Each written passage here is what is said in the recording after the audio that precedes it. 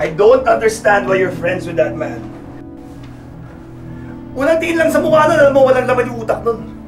Asawa kasi siya ng kaibigan ko, kaya kakaibiganin ko din siya. Palagi ka kasing busy sa trabaho, kaya mainit ulo mo eh.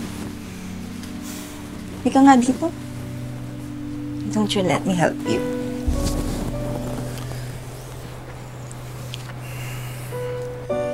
Denise.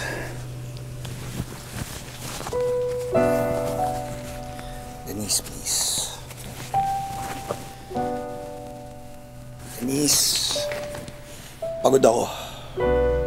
And besides, I'm working very hard to give you the life that you deserve. That I deserve? Wow!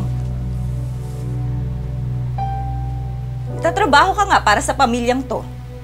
Wala ka namang oras sa amin. Hindi mo ba naisip na hindi ito yung buhay na gusto ko?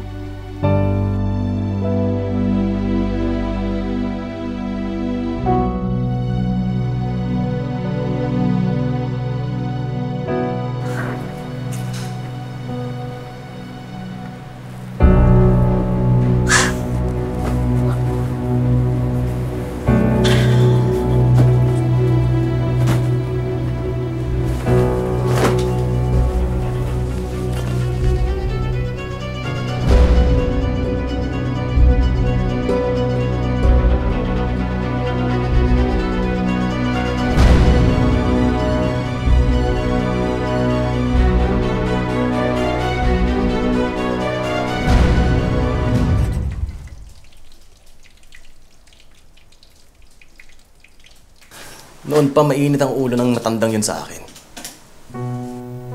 Hanggang ngayon ba yan parang iniisip mo? Inaaya ko naman siya mag-inuman. Pipo, hindi umiinom yung tao. Inaaya ko rin siya mag-basketball. Golf ang sport nun. Ano kaya nagawa ko at ang liit-liit ng tingin niya sa akin?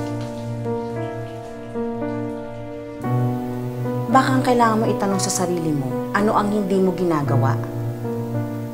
Eh, di ba, pinag-a-apply kita doon sa sinabi ko. Ano nangyari? Yung cook sa Japan? Oo. Seryoso ka?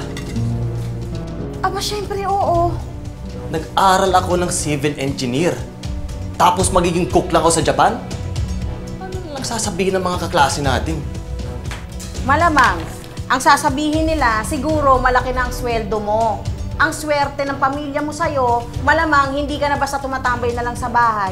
At siguro nakakaginhawa na si Sandra, yun ang sasabihin sa'yo. Hindi ko na lang itutuloy. Ano ba naman ang alam ko sa pagluluto? Bebe, tara na. Kain na tayo.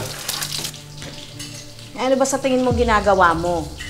Hindi ba naghihiwa ka ng sibuyas, nagtatantad ka ng bawang? Katulad niya, nagpiprito ka ng isda. Anong pagkakaiba? Iba yun, syempre. Sa Japan yun. Eh ano naman? Diyos, may ang mahal na ng gastusin ngayon. Lumalaki pa yung anak mo. Eh paano kung bigla na lang lumaki pamilya natin? O kaya mabuntis ako ulit? Magtututa na ako. Oh my God, Pipoy! Sige, ikaw ang mag-budget dito. Tignan natin kung hindi pumatok yung matres mo. Ikaw, kumain ka na doon. Sabayan mo yung tatay mong walang silbi.